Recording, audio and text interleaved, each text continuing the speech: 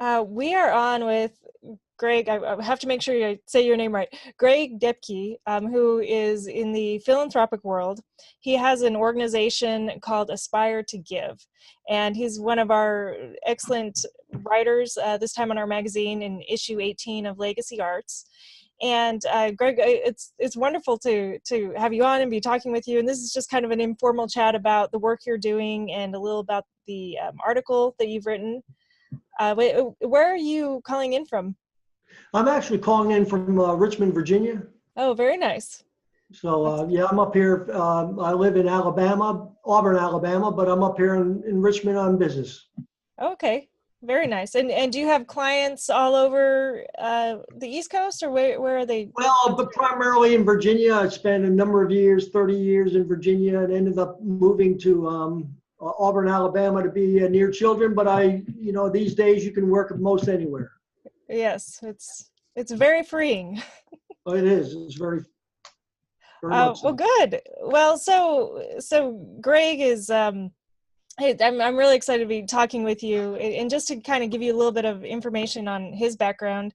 So he's board of the International Association for Advisors in Philanthropy, and then also on the executive committee for the Women's Philanthropic Board, or Philanthropy Board. Is that right? That is correct. And you were just telling me right before I pushed record, you were telling me a little bit about how you have gotten into philanthropy. And do you mind just expanding on that a little bit? It sounds like you have a career in the financial world, but now you're switching most of your focus to the philanthropic area. Yes, I have been a wealth advisor, if that's the right term, for the last 20 years with clients. And started my own practice, and over the years, with my engagement with the community and different mentors in the community, as well as clients, have been very inspiring to me, and have actually been the catalyst for me and a motivator for me to become more engaged in the philanthropic space, so to speak. And with all the new things going on in the world of philanthropy and all the new leading edge strategies, I decided I'm going to go into this space not only as a advisor, but leave the advisory business and go into coaching and philanthropy. Excellent. So speaking of innovative things, you have this term that you use in your article, and I'd love for you to explain a little bit more. It's philanthrocapitalism. What and you say it's place-based specifically. Will you kind of explain what you mean by that? Yeah, philanthrocapitalism actually was coined by two authors, and I don't have their names in front of me, but it's the top-down approach of the mega wealthy, the Mark Zuckerbergs, the Warren Buffetts, and it derives from their personal wealth, and they have philanthropic agendas they would like to accomplish using their wealth, and it's a top-down approach, and that is the way a lot of things have happened, and that is very commendable. But I think there are better ways for us, not better ways, but other ways for us to become more place-based, meaning in our own local hometown communities, which most of us love. Otherwise, we wouldn't be living there a lot of times.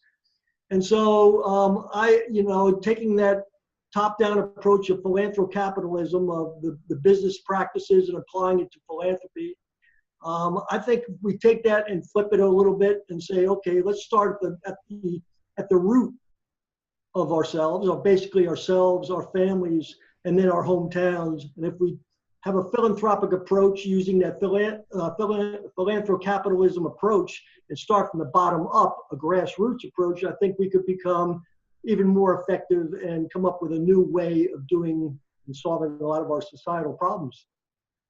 I see. Okay. So interesting. So in the past, it sounds like the approach has been more kind of, at least for the ultra wealthy, is looking at larger communities or the world as a whole. But you think looking more at the smaller micro communities are the way to go? Well, I have real concerns, as most of us do, as far as the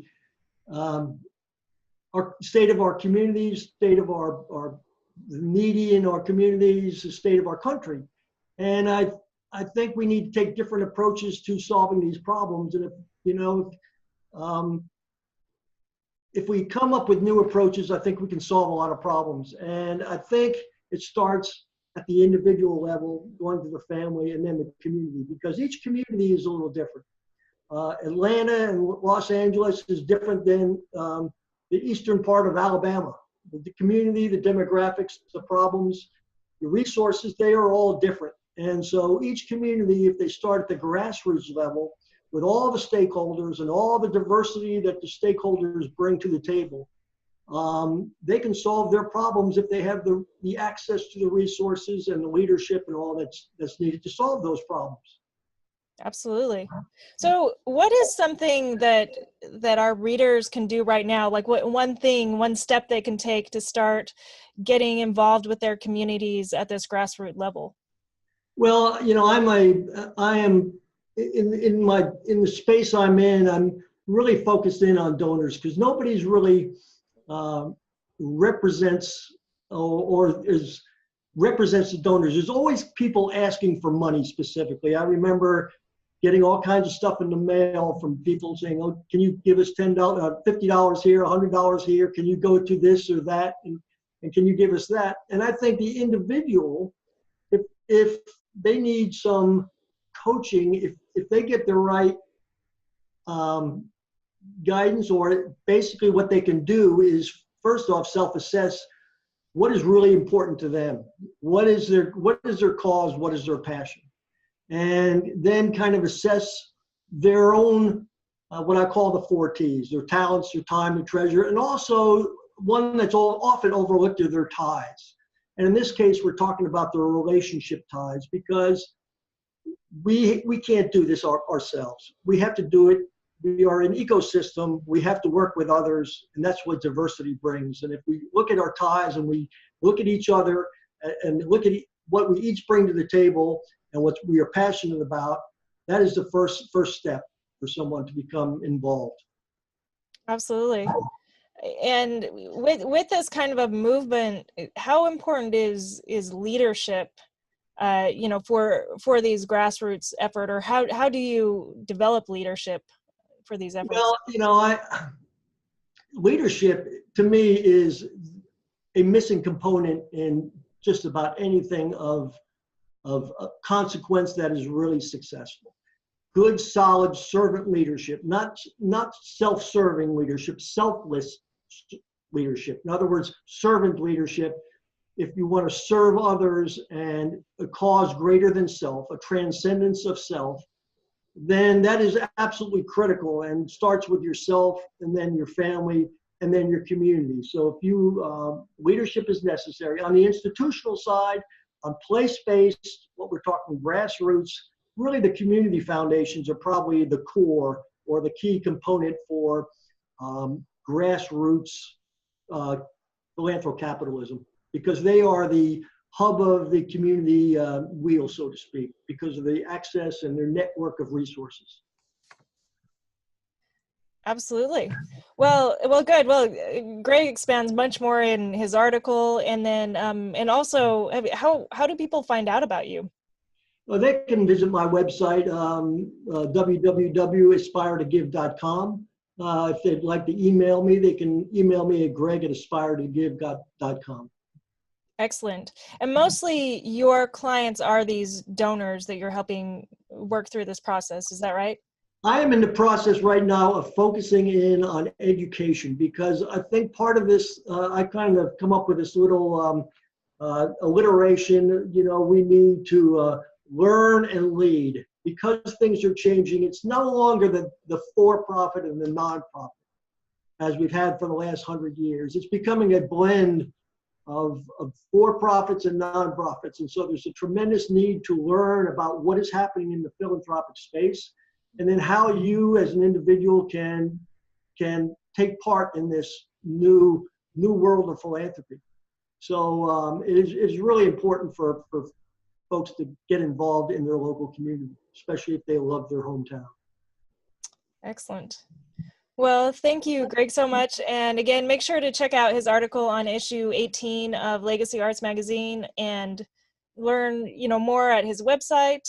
And this is a really uh, interesting movement, more of a place-based, attack, I guess, on helping the world and helping communities. So thank you so much. Well, Laura, I want to thank you for providing me the opportunity to talk about this, because we are both in the same business of trying to do our best to help people create legacies, to bring meaning to their lives and joy, and most importantly of all, make a social impact and help others in need and the environment. Absolutely. Well, thank you so much. It's been a pleasure, and I'll let you get back to the business trip. Thank you, Laura. All right. Take care. Thanks, Greg. Bye-bye. If you're interested in passing your non-financial assets like your wisdom, your values, and your beliefs to your family and leaving a great impact on the world, make sure to grab a free subscription to our online magazine. Go to legacyartsmagazine.com and you'll see it there. In every issue, we interview fascinating people about their legacies, from Fortune 500 CEOs to artists to philanthropic leaders to best-selling authors. We also offer tips, guidance, and strategies for developing an excellent legacy of your own.